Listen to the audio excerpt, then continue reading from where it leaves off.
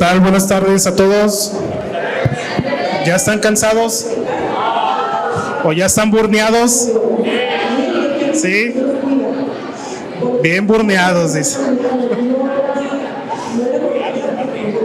Bueno, chicos, pues en primera, muchas gracias por estar aquí. Este es un tema muy interesante para todos, que les va a servir a todos en general. De los que estamos aquí presentes, veo que la mayoría son paramédicos, estudiantes, algunos enfermeros, claro, y nos va a servir para todo el campo médico, tanto hospitalario como prehospitalario, ¿sí? Entonces, ahorita les vamos a ir explicando de lo que consta todo el tema. Muy bien, vamos a hablar entonces sobre cómo funciona o cómo es el sistema de regulación médica. Indiscutiblemente, pues cada uno de nosotros se va a topar en el día a día con un paciente. Y ustedes que están en el área prehospitalaria se van a encontrar muchísimas veces con pacientes que se deben de llevar a una unidad que quizás a la que ustedes pertenecen no tiene todas las características que su paciente necesita. Pero entonces, ¿qué sucede? ¿Cómo vamos a lograr esa regulación para que el paciente llegue al mejor centro hospitalario en el que pueda estar, para que reciba las mejores atenciones? ¿O por qué no simplemente llevamos a un esguince de tobillo porque la paciente se dobló a un tercer nivel? Todo tiene que ver y todo tenemos que irlo administrando, y poco a poquito vamos a ir deshebrando cada una de esas informaciones.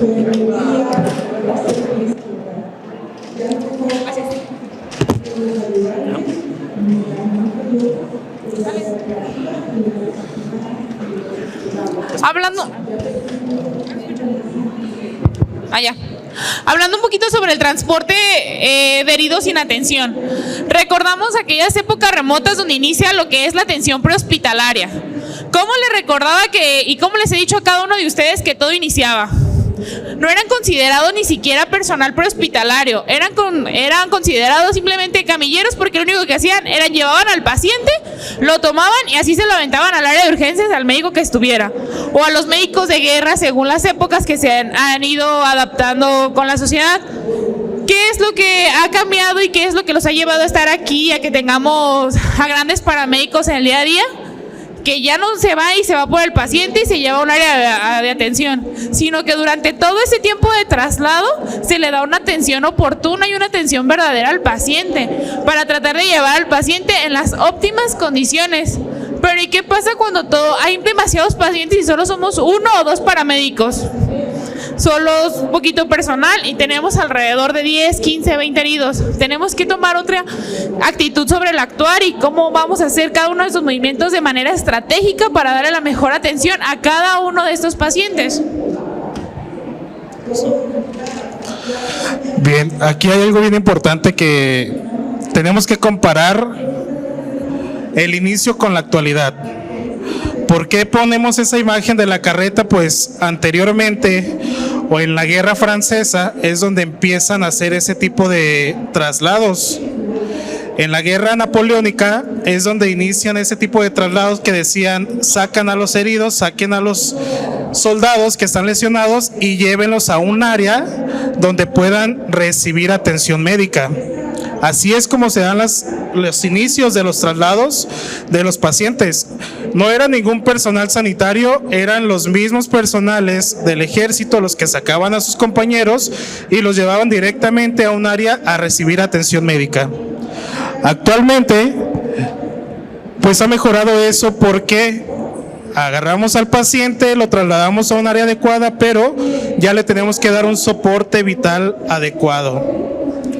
Que si ustedes no están preparados, nos empieza a ganar justamente de lo que hablaba Hugo, el síndrome de burnout, o nos empieza a atacar esa desesperación y esa impericia que tenemos frente a un paciente. ¿Por qué? Vemos un paciente grave y ¿qué es lo que queremos hacer? Subirlo a la camilla y correr directamente a que lo atiendan.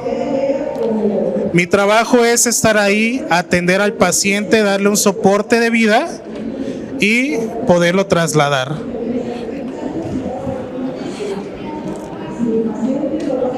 ¿Alguien ha visto alguna vez estas imágenes en ese año? Levanto la mano, ¿quién las ha visto? ¿De qué se trató? Las famosas explosiones del 92.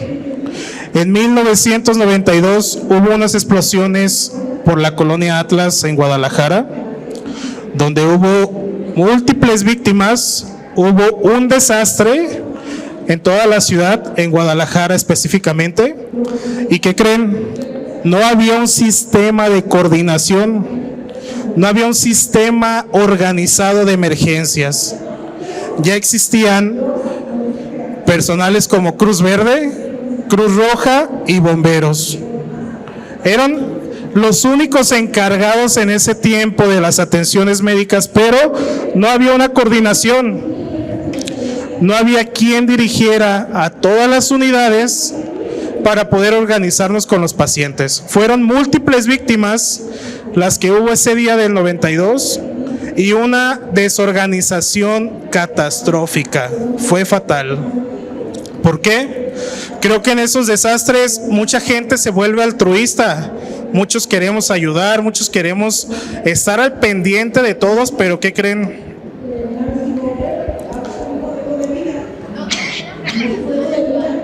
No hay preparación adecuada y no hay organización. En primera tenía que haber una organización para saber en dónde tenían que llegar las ambulancias, las unidades de bomberos o de rescates y a dónde tenían que trasladar a esos pacientes. Teníamos que tener ubicados cuáles eran las Cruz Verdes más cercanas o los hospitales que tenían el equipamiento adecuado para atender a esas personas, que si nos ponemos a razonar, todos los que somos profesionales sabemos que esas personas iban a sufrir múltiples lesiones, incluyendo quemaduras. La mayoría de ellos ocupaba un centro especializado para su atención. Entonces, del 92 para acá, se empezó a organizar justamente todo el sistema de emergencias en Jalisco.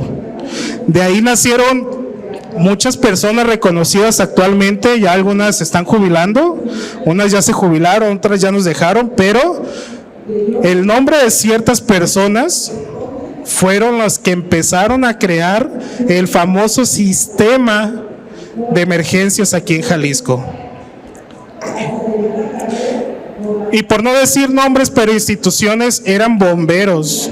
Los primeros que empezaron a crear esa organización fueron bomberos.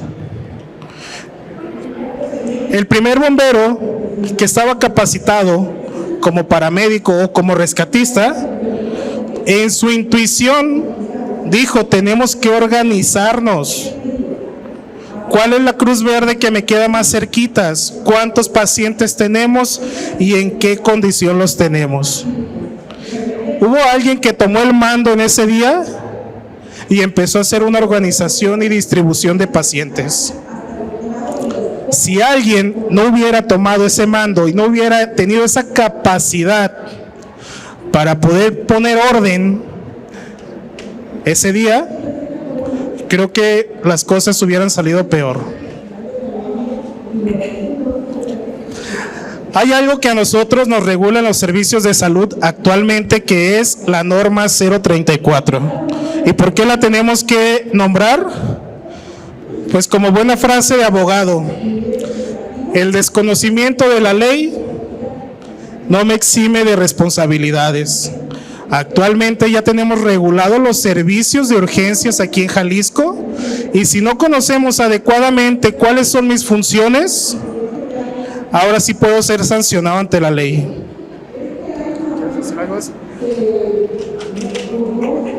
Vamos a definir algunos conceptos básicos que aquí vamos a estar mencionando, como es el CRUM, que es nuestro Centro de Regulación de Urgencias Médicas. Ese famoso, el que cada que estamos en un incidente decimos: háblale para que regules. Ese es nuestro CRUM. Vamos a entender como TAP aquel técnico de atención médica prehospitalaria, o sea, cada uno de ustedes. Y finalmente al SAMU, nuestro sistema de emergencias médicas, que es el que es nuestro gran coordinador, o como ya lo mencionamos, el que va a ir creciendo para podernos dar una organización de a dónde arribar un paciente, por qué llevar ese paciente a ese lugar y bajo qué condiciones vamos a llevar a ese paciente.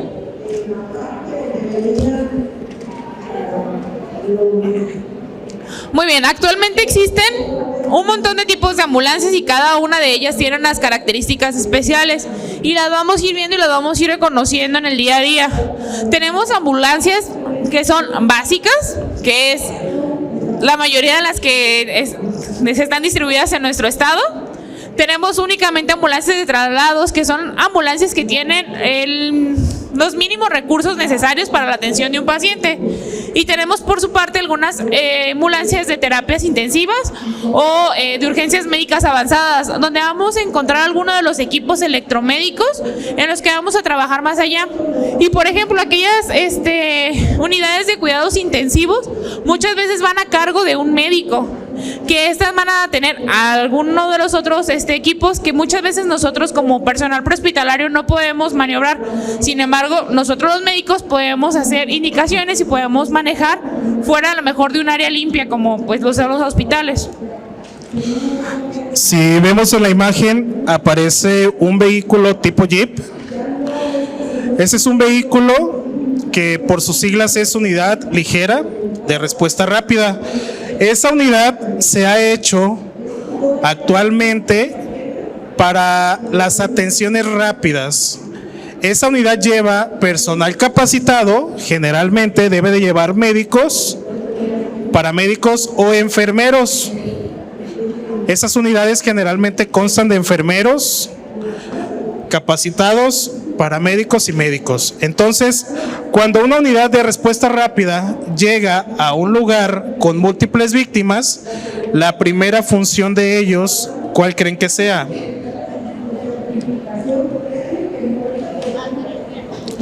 Hacer un triage bien adecuado. ¿Por qué?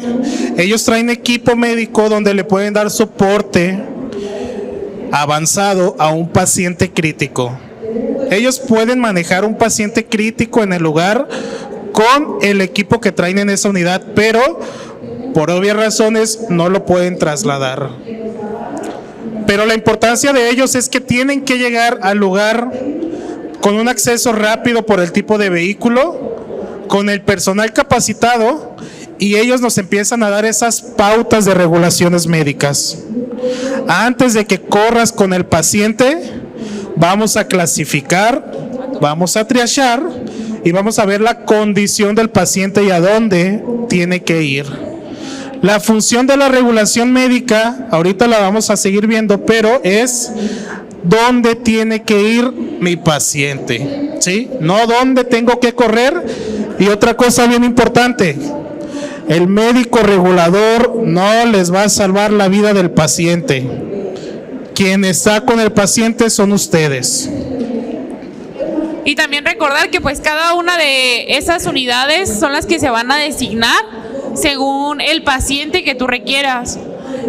Nuestras unidades sí, muchas veces son unidades básicas o unidades de traslado porque tenemos lo mínimo necesario para atender a un paciente, pero si sabes que vas a ir por un paciente grave, vas a hacer algún traslado de algún punto de un hospital a otro, tu paciente está con ventilación mecánica, tiene a lo mejor algún tubo pleural o tiene algún requerimiento ya más especializado, no te vas a llevar una ambulancia básica para trasladar ese paciente, necesitas llevar las características de cada uno de ellos.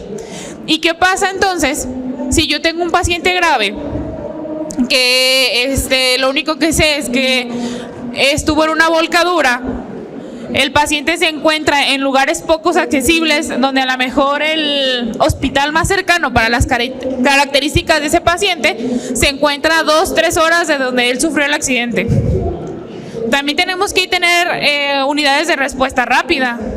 Ya lo comentaban que tenemos, por ejemplo, la ULIR, que va a llegar al punto y va a estar con el personal que va a lograr estabilizar.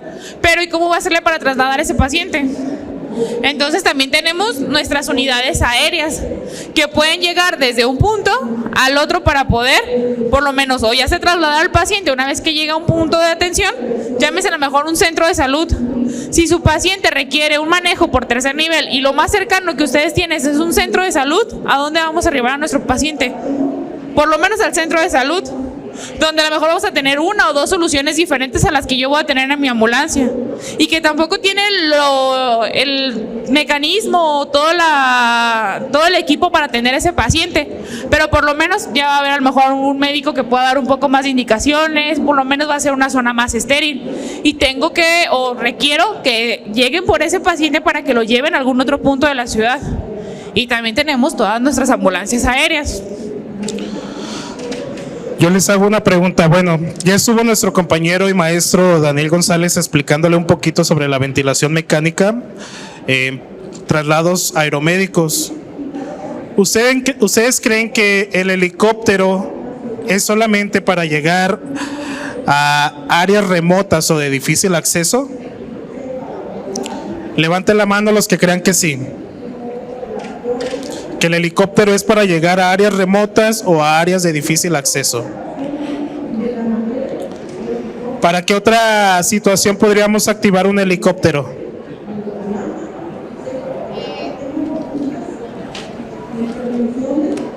En este caso me tocó, si mal no recuerdo, 2014-2015, Avenida Guadalupe. Un compañero de la policía de Zapopan derrapó de su moto. Bueno, no recuerdo exactamente si fue Guadalupe o Cloutier, pero llegó este helicóptero de la policía de Zapopan, que se llama El Halcón, que también tiene paramédicos, son policías y son paramédicos, y llegaron de emergencia de rápido para poder trasladar, porque si mal no recuerdo era mediodía, había bastante tráfico, y tenía que ir sí o sí ya la ambulancia o lo más especializado por el compañero. En este caso, aunque es en ciudad y está toda la mano, por el tráfico se requirió el traslado aéreo. Correcto, una de las situaciones en las que también se puede utilizar el equipo aeromédico es cuando tenemos esa zona de tráfico. ¿Cuánto creen que hagamos de la zona centro de Guadalajara a la salida de Colima, ahí por Acatlán de Juárez? En vehículo aproximadamente hacemos 1 hora y media con tráfico. Entonces hay pacientes que necesitan la atención inmediata. Hay pacientes que necesitan de ir directamente a un quirófano y no a una sala de emergencias.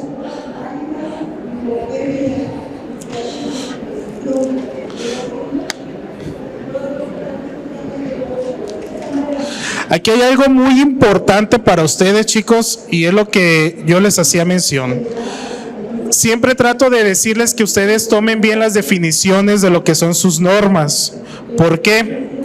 Fíjense bien, aquí nos dice que la atención médica prehospitalaria la otorga al paciente cuya condición clínica se considera que pone en peligro la vida. Entonces, el fin de lograr la limitación del daño y su estabilización orgánico-funcional. Yo tengo una función que realizar como paramédico y es justamente eso que me está marcando la ley. Si yo ocasiono más daño a mi paciente, estoy yendo en contra de una ley, por lo cual ya estamos normados, estamos reglados y estoy cometiendo faltas, estoy haciendo impericias o estoy haciendo alguna negligencia con mi paciente. Para eso es que la norma, justamente 034, dice que yo como paramédico debo de tener la mínima capacitación para poder atender al paciente y cumplir con estas indicaciones que me marca la norma. Y bueno, en nuestro centro de regulaciones médicas, al famoso SAMUAL que llamamos, es para que nos dé una orientación. Este está disponible las 24 horas del día, los 7 días de la semana, los 365 días del año, porque urgencias y emergencias vamos a tener todo el tiempo, y este es el que se va a encargar de administrar los recursos o por lo menos las llegadas más prontas y pues de la mejor manera para tu paciente. Y claro, también como médico regulador, porque la sola norma te dice, el Centro de Regulación de Urgencias Médicas debe de estar a mando de un médico, algún paramédico y algún otro personal capacitado. En este caso tenemos mucho enfermería y muchos médicos y paramédicos que te van a estar dando la orientación de tu paciente. Ellos no están en el área, ellos no están atendiendo al paciente. Los que están atendiendo al paciente son ustedes. Lo que hacemos desde el Centro de Regulación Médica es sugerirles qué les pueden hacer a su paciente. O si de repente desconocemos el manejo que se le pueda dar a un paciente, darles el manejo inicial y poder aprovechar al máximo esa famosa hora dorada que tenemos con nuestro paciente. ¿Qué es lo que tratamos o lo que se intenta hacer dentro del Centro de Regulación de Urgencias Médicas? Buscar cuáles son las características según la descripción de tu paciente y para ver a qué unidad lo puedo arribar. Ustedes están con el paciente, ustedes están viendo a su paciente, ustedes ya exploraron a su paciente y ustedes deben de regular lo mejor posible a ese paciente, sin omitir cosas importantes, ni tampoco aumentar cosas que no tiene su paciente. Hay que recordar que tenemos diferentes niveles de salud. Tenemos atención de tercer, segundo y primer nivel. Si tu paciente requiere un primer nivel, no tenemos por qué sobrecargar a un segundo o a un tercer nivel. O no porque tu paciente tiene alguna heridita en algún dedo, en alguna mano, decir que tu paciente tiene una hemorragia intensa y entonces ¿qué hagas? Que ese paciente que a lo mejor requería una sutura que se lo podían dar en tu unidad, en tu Cruz Verde, en tu puesto de socorros, en un segundo nivel, lo tengas que trasladar hasta un tercer nivel y entonces ocupe o requiera la cama a lo mejor de un paciente con un trauma de cráneo severo que te vas a encontrar en calle. Y tampoco minimices las lesiones. Si tu paciente tiene a lo mejor un trauma de cráneo, está sospechando de un hemotórax, no ventila, ocupas proteger vía aérea, la protegiste y requieres un tercer nivel, tampoco no minimices y digas, es solo un paciente policontundido con una probable contusión de tórax. ¿Y todo lo demás? ¿Qué más le diste a tu paciente? ¿Qué más manejo le hiciste? Y no lo dijiste. Y entonces tu paciente llega a un puesto de socorros, a un puesto de segundo nivel, donde no tiene los requerimientos básicos que tu paciente necesita. Y entonces dejaste a lo mejor libre esa cama que tu paciente sí requería. O la mal usaste en otro paciente y ya no hay cama para ese paciente. Y ahí estás tratando y jugando con la sobrevida de tu paciente. Aquí hay una imagen muy importante y es una pregunta para todos. Levante la mano y quiero que me diga ¿qué harían si ustedes como enfermeras o enfermeros llega corriendo la mamá en brazos, su bebé y en esta condición? ¿Qué van a hacer?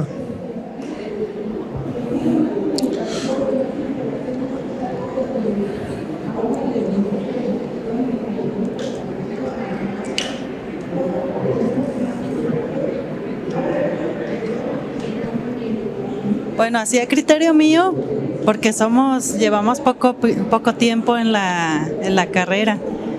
A mi criterio, pues tomarle signos vitales, mantener la calma más que nada. Pues no sé si se les ocurre algo a mis compañeras. ¿Alguien más de ustedes? ¿Saben por qué eso los pregunto? Porque en la calle o en un centro de salud, en una Cruz Verde, en un hospital, cuando vemos a alguien uniformado, es con el primero que corremos si tenemos un caso de estos. Cualquier tipo de uniforme que veamos que sea personal de la salud, vamos a correr y le vamos a dar al bebé. Eso es lo que va a hacer la gente. Entonces, si ustedes como paramédicos llega corriendo la persona y les da el bebé, ¿qué van a hacer?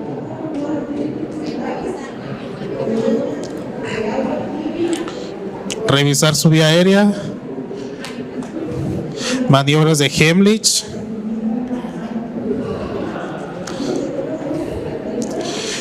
Bueno, hay muchas condiciones clínicas que nos pueden dar este tipo de situaciones con los bebés. Solo os hago mención porque aquí entra la regulación médica. Hay veces que llegan con el bebé a la Cruz Verde, se lo entregan al doctor, se lo entregan al enfermero.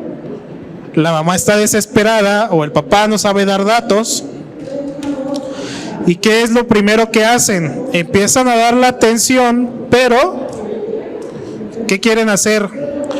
Regular al paciente para que se lo lleven de aquí, porque no tengo ni idea cómo lo voy a atender. ¿Una opinión de él? ¿No?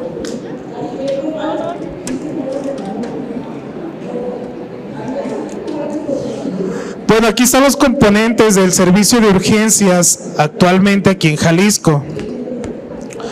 Sabemos que existe una cadenita y un protocolo para que se pueda activar un servicio de emergencia. El primer protocolo es activando el sistema del 911. Ustedes reportan que hay algún accidente ante el 911 y de ahí se empieza a desencadenar lo demás. Entonces tenemos a un paciente, un ciudadano cualquiera ve el incidente, hace su llamado al 911, el 911 se comunica por las líneas de coordinación y se llega a regular al paciente para que para bajar ese servicio a la famosa cabina que tenemos y se pueda mandar a la unidad especializada en ese caso. Yo no voy a mandar a una unidad, si tengo un accidente aquí en Lázaro Cárdenas, a las unidades de Tlajomulco o a las unidades de Juanacatlán. No es lógico mandar a una unidad desde allá para que venga a atender a un paciente aquí. Se va a buscar a la unidad más próxima del municipio para que pueda llegar y atender a ese paciente y pueda recibir la responsabilidad de las urgencias médicas. ¿Y quién va ahora sí darle el manejo complementario? Pues todo el personal prehospitalario, para que así nuestro paciente pueda llegar a las áreas de urgencias y ahora sí, darle el tratamiento oportuno. Pero ya ustedes le dieron el manejo inicial y es muy bonito recibir a un paciente ya estabilizado desde el ámbito prehospitalario, donde solo tenga que hacer algún tipo de maniobras invasivas o nada más darle a aquellos laboratoriales complementarios. ¿Por qué? Porque el paciente ya viene bien abordado, el paciente ya le hicieron ustedes todo lo que yo le pude haber dado también en el área de urgencias o a su arribo inicial. Y ya, el personal médico solamente va a realizar todos los exámenes complementarios y todo eso con una correcta llamada desde el 911.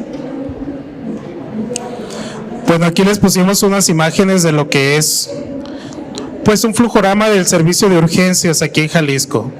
Todas las dependencias por las que tiene que correr la voz de que hay una urgencia. Tiene que correr de una dependencia a otra y a otra y a otra para que llegue el servicio adecuado. Eso es un gran delimitante para las atenciones oportunas aquí en Jalisco. Y como ciudadanos hay que comprometernos al momento de hacer una llamada al 911. No nada más es llamar y decir, sí, vi un accidente. ¿A ustedes qué les gustaría saber de ese accidente? ¿Dónde fue? ¿Qué cruces? ¿Cuántas personas hay involucradas? ¿Cuántos no? Y como portador del 911, nomás lo vi, pero ya me dio miedo acercarme y ya no me voy a acercar al área. Es necesario también tomar la responsabilidad, porque independientemente seamos aquí del área hospitalaria o no, afuera no dejamos de ser ciudadanos y tenemos toda esa responsabilidad, responsabilidades morales y responsabilidades civiles. Una vez que se hace toda esa solicitud directamente a las áreas de regulación médica, se va a buscar, como lo he estado diciendo, qué paciente va a qué unidad, con qué cuidados, y si a lo mejor ustedes como unidad prehospitalaria llegan al lugar y se encuentran con algo que a lo mejor requiere un tercer nivel, requiere un manejo más especializado, o simplemente no se tienen todos los insumos necesarios dentro de su ambulancia, también se puede desde el Centro de Regulación de Urgencias Médicas mandar a una unidad especializada, ahora sí, donde a lo mejor lleva ya un médico a bordo y un paramédico y un enfermero a bordo que les pueda brindar esa atención que no le podamos hacer en el momento al paciente. Pero eso no nos va a eximir nunca de seguir haciendo nuestro X, A, B, C, D, nuestro paciente. Bueno, y aquí tenemos unas indicaciones específicas que justamente, les repito, estamos basados bajo la norma 034. ¿Cuál es la función de CRUM? Tiene que tener entrega y recepción del paciente. ¿Quién lo atendió? y a dónde lo va a entregar ese paciente. La disponibilidad de recursos hospitalarios y prehospitalarios por turno. ¿Por qué? Vamos a ver cuántos hospitales están disponibles, qué capacidad está disponible para el ingreso de pacientes y cuántas ambulancias o recursos prehospitalarios cuento para poder atender un servicio. Hay atención de urgencias, contingencias y desastres. Todo empieza a cambiar dependiendo la situación. Si es que solamente requiero una ambulancia o requiero equipo de respuesta rápida, equipo de bomberos, equipo de vialidad, equipo de lo que yo necesite dependiendo la necesidad o el desastre que tengamos. ¿Y cómo van a llegar esos apoyos o cuando son accidentes de múltiples víctimas? Como se les ha estado diciendo, se buscar y acomodar los mejores recursos que se existen para atenderlos. Estos, si alguien recuerda las imágenes, son esos múltiples accidentes que hemos tenido en los últimos años aquí en el estado de Jalisco. ¿Quién no va a recordar el famoso camionzazo de los ómnibus y bus? De algunos autobuses con los de la prepa 13 o la prepa 11. Tuvo múltiples heridos, iban menores de edad, donde no había zonas de fácil acceso. ¿Y qué pasó? No había una ambulancia cercana, no se había reportado, no se sabía el estado de fuerza de las unidades aladeñas. ¿Por qué? Porque es muy fácil que cuando te pregunten en la mañana, oye, ¿tu estado de fuerza? Ay, diles que en vez de tener 3 ambulancias, hoy tenemos 2. Una funcional. No tenemos personal. Y entonces no se cuentan. Entonces nunca se tomaron en cuenta todas esas unidades que pudieran haber llegado al rescate de esos estudiantes. ¿Por qué? Porque no estaban disponibles. Porque el paramédico ese día se le ocurrió no querer trabajar y dijo que no servía la ambulancia, que no se contaba con la atención. Y tardaron más de 1 hora en que pudiera llegar la primera persona que brindara atención desde el ámbito prehospitalario. En ese tipo de desastres, ¿cómo puedo agilizar la atención de los pacientes? ¿Cómo puedo agilizar que atiendan a todas esas múltiples víctimas con lesiones severas, la mayoría, o pacientes que la mayoría de este tipo de accidentes requieren traslado? ¿Cómo voy a distribuir ese recurso? ¿Por qué debo de tener yo la necesidad y la obligación de tener el conocimiento? Porque la mayoría de aquí van a ser futuros paramédicos, algunos ya lo son, futuros enfermeros o enfermeras, algunas ya lo son, y debemos de saber cómo se maneja el sistema aquí en Jalisco. ¿Qué voy a hacer si yo llego primero a la escena? ¿Qué voy a hacer si en este accidente llegaba la mamá con su hijo en los brazos que está grave? ¿Qué voy a hacer si me encuentro a familiares dentro de este camión? ¿Qué tendría que hacer? Atiendo a mis familiares, atiendo al niño, atiendo a las personas. ¿Qué hago?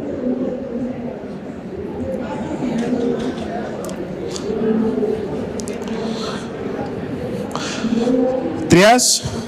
Sabemos que tenemos que hacer un triage. ¿Qué más tendría que hacer?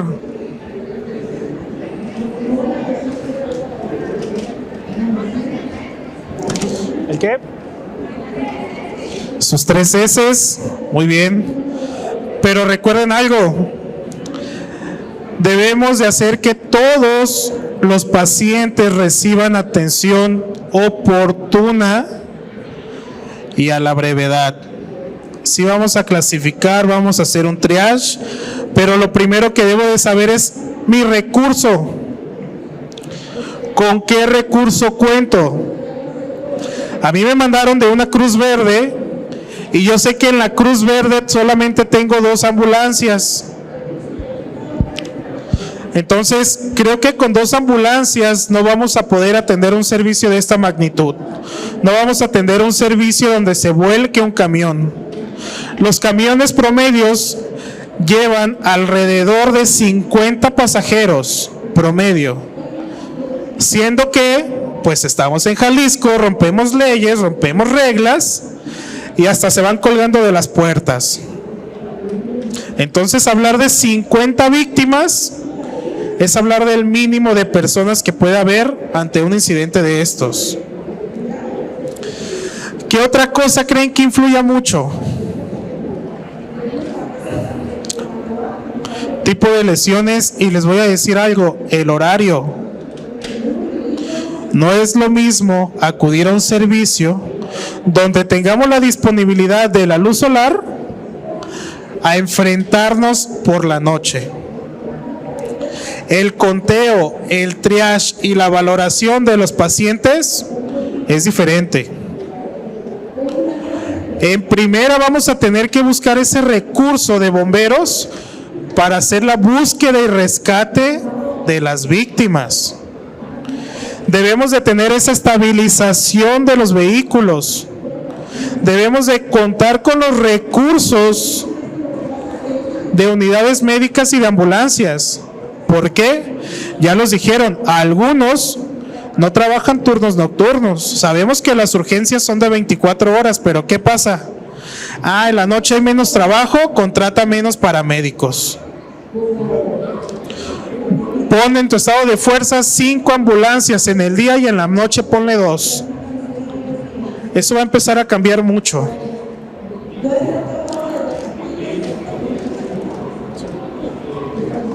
¿Y qué pasa entonces cuando tenemos algunas precauciones naturales o universales? Cuando se tienen algunas alertas de grandes sismos o los famosos sismos que se tuvieron en el DF o en el 2017 aquí en el estado de Jalisco, ¿qué es lo que se intenta? Que haya un puesto de socorro. Sabemos que de repente son zonas de difícil acceso o a lo mejor se va a requerir el tratamiento o la atención a paciente que de repente no está grave, que solo es de entrada por salida. Existen unidades que pueden estar en los lugares o incluso está nuestro PMA, nuestro puesto médico avanzado, que es un hospitalito inflable que tiene la capacidad de 5 camitas y a lo mejor un área de choque para darle la atención a ese paciente, y obviamente va a estar capacitado con personal de enfermería y personal médico que ahí va a estar para atenderlo. Cuando se tienen algunas o algunos grandes eventos masivos donde como precaución se pueden colocar ese tipo de eventos y así también darle un poquito de salida o dejar de desaturar todas las unidades que están alrededor, o si se requiere pues montar ese puesto médico ante grandes situaciones o grandes desastres naturales que ya vimos que no estamos capacitados para sobrellevar aquellos desastres naturales. Muchas veces se nos salen de las manos esos desastres y tenemos que dar, o por lo menos dar el mejor apoyo para tratar de pues pronto darle salida a los pacientes. Recuerdo lo que veíamos, los inicios de los servicios de emergencias que eran en carretas. ¿Qué les dije que era su función? Agarrar al paciente y llevarlo a un área donde recibiera atención médica. La verdad es que actualmente seguimos con esos pensamientos, con esas ideas, y tratamos de llevar el recurso más cercano al área del incidente. El nosotros instalar un hospital inflable con capacidad de 5, 10 pacientes dentro del hospital es acercar el recurso y minimizar tiempo de atención. Pero al final seguimos actuando de la misma manera. Estamos sacando a los pacientes del peligro de la zona de riesgo y estamos acortando el tiempo de atención adecuada. Ya no hacemos el cargar al paciente y llevarlo. Ahora estamos minimizando ese tiempo y estamos atendiendo al paciente de una manera adecuada. Es por eso que se instalan actualmente este tipo de áreas médicas. ¿Alguien ha escuchado hablar sobre el código naranja? ¿Qué sucede si tenemos algún enfrentamiento aquí en Glorieta Colón cerca de 80, 90 heridos, y no vamos a llegar como nos han enseñado. Hola, ¿está usted bien? Oiga, ¿tiene seguro? Sí, tengo IMSS. ¿A dónde te pertenece? O tu paciente está inestable, no te vas a poner a hablar. Oiga, no, espéreme poquito, no se me vaya a desmayar. Primero dígame, ¿tiene seguro? ¿Tiene dinero para llevarlo a un hospital particular? Sí, no, ¿a dónde lo llevo? No, tienes que economizar y tienes que llevarle el paciente al hospital más cercano. No me voy a poner a decirle, ay, le toca la clínica 180. Uy, no, me queda lejos.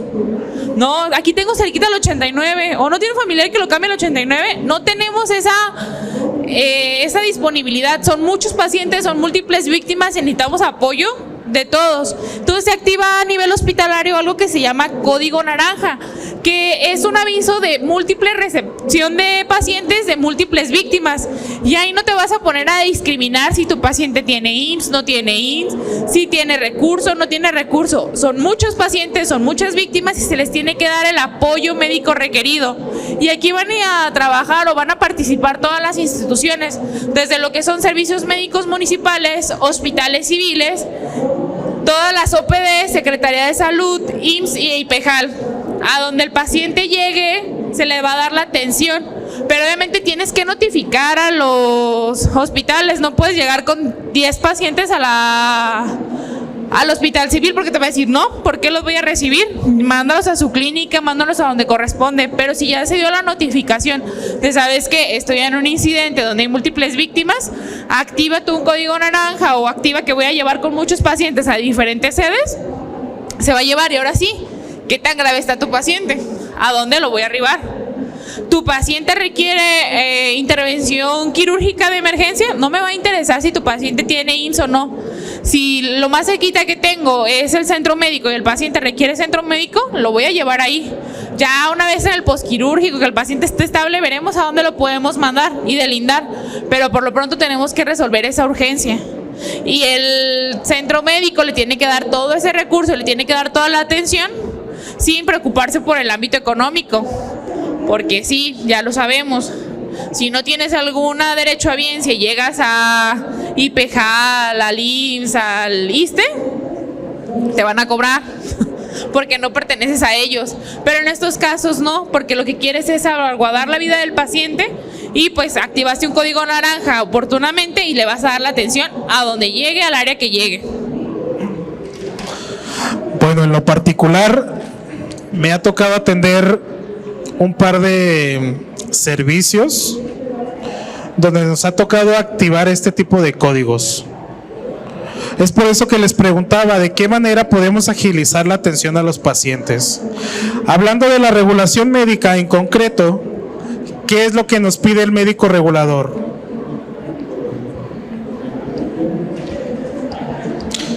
El médico regulador nos va a pedir datos concretos. Primero, si estamos hablando de un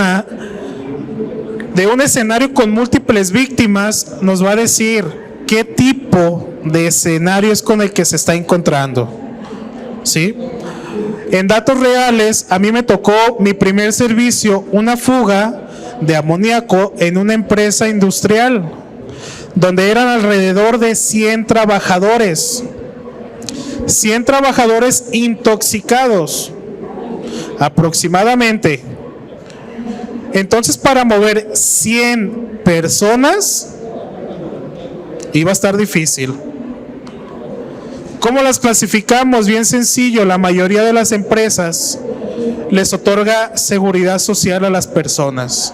Entonces, ese fue un factor fundamental para nosotros. ¿La mayoría son trabajadores? Sí, todos son trabajadores. ¿Todos tienen seguro social? Me imagino que sí o sí.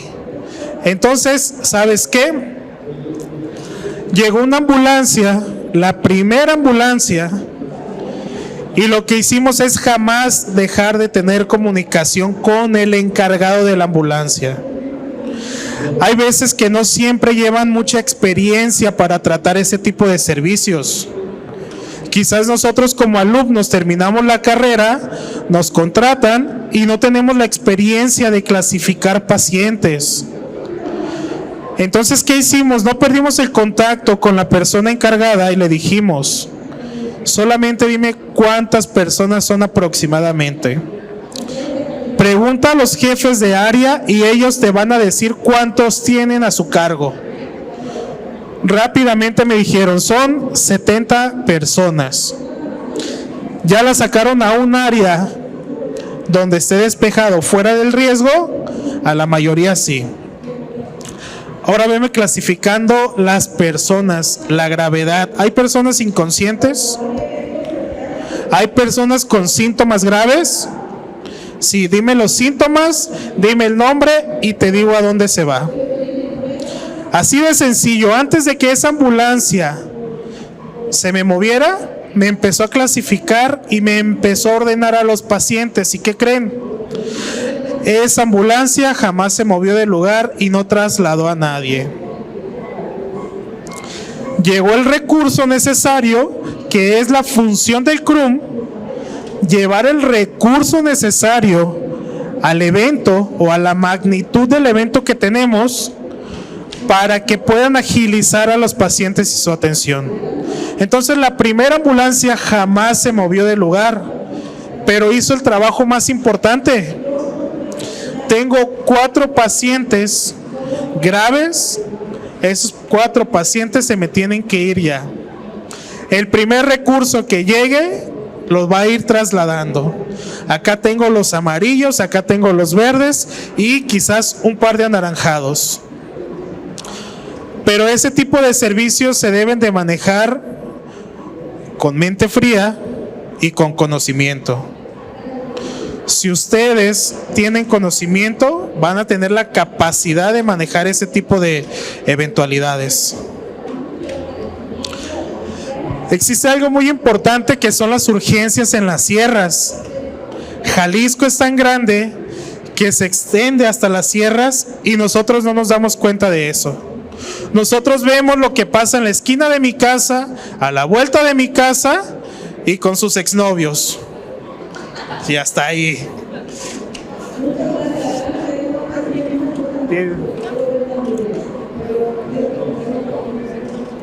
Y pues claro que se necesitan dar múltiples recursos.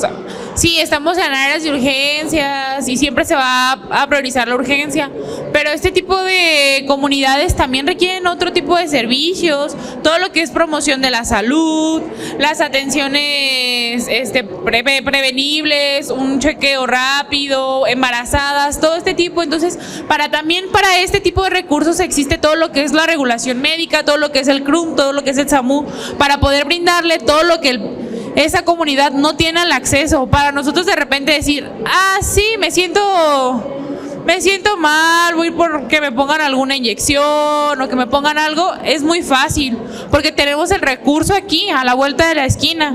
Pero para estas comunidades no, a veces tienen que caminar kilómetros para poder llegar a una atención médica.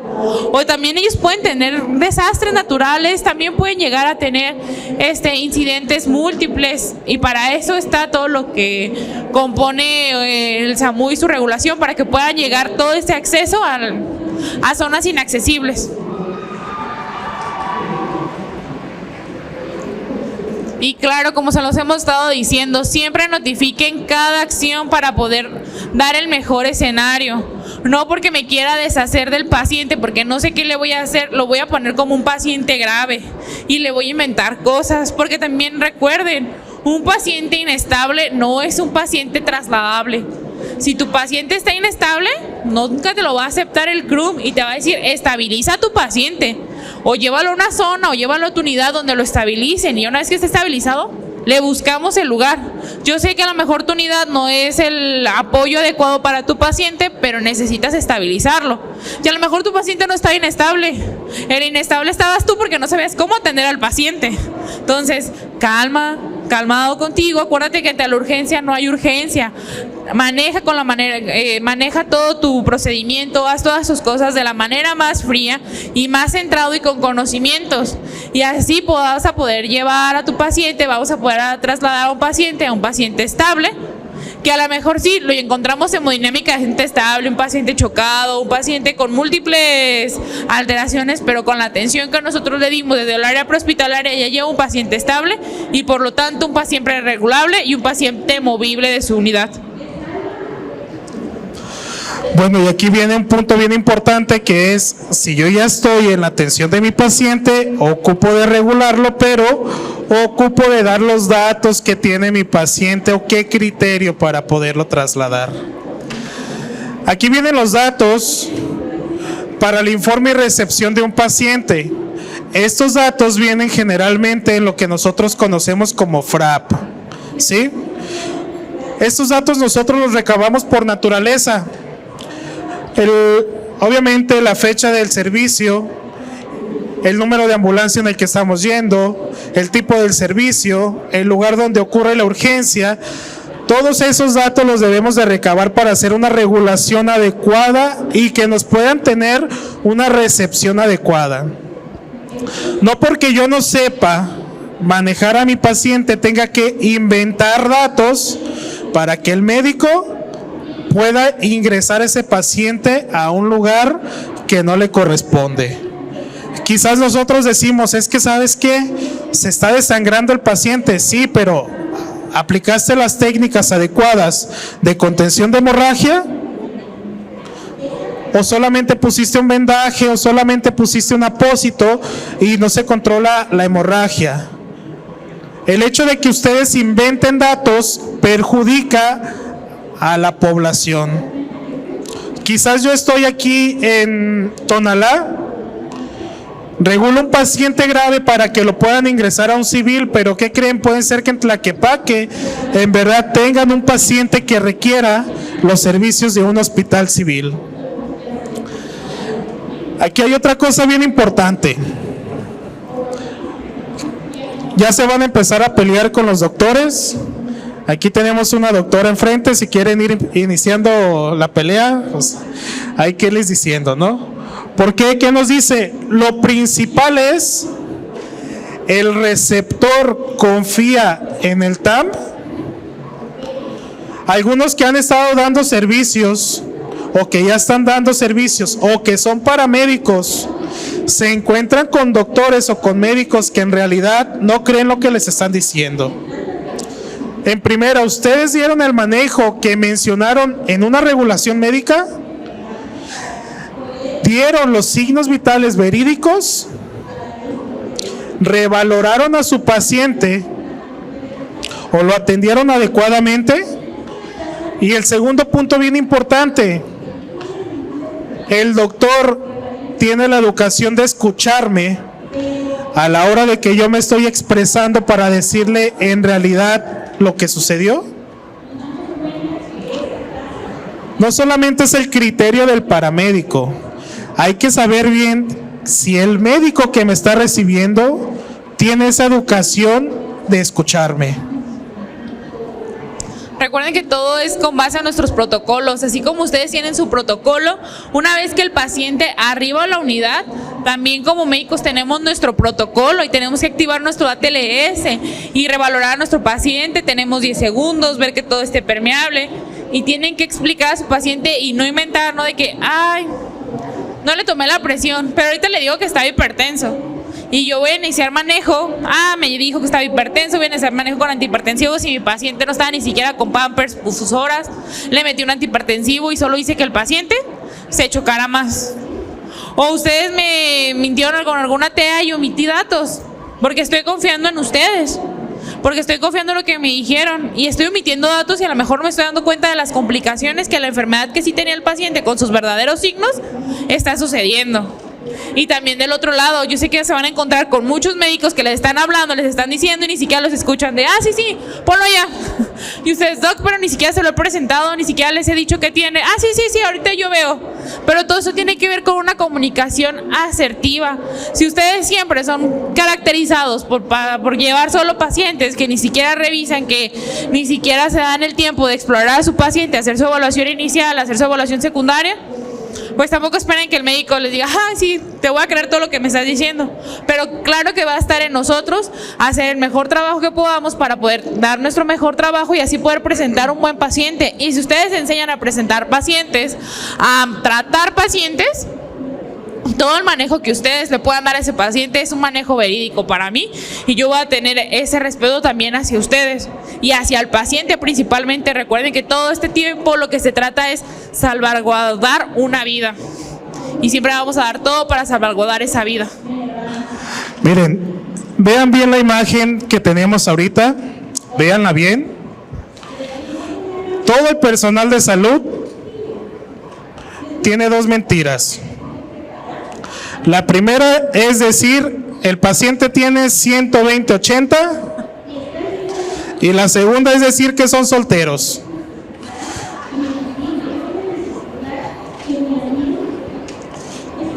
Bueno, esta es la bibliografía de donde sacamos toda la información de la norma 034. Ustedes deben de tenerla bien estudiado, deben de estar bien capacitados, porque es la que nos está rigiendo a nosotros. Y nuevamente, colegiado, muchas gracias por ser presente un año más en esta exposición.